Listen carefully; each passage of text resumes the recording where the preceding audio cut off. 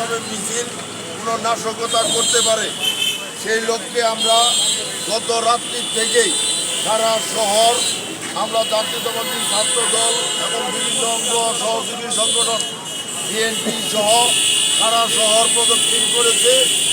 তার ধারাবাহিকতায় আজকে সকালবেলায় সকাল 10টায় আমাদের দলীয় কার্যালয়ে জমায়েত দেওয়া হয়েছিল।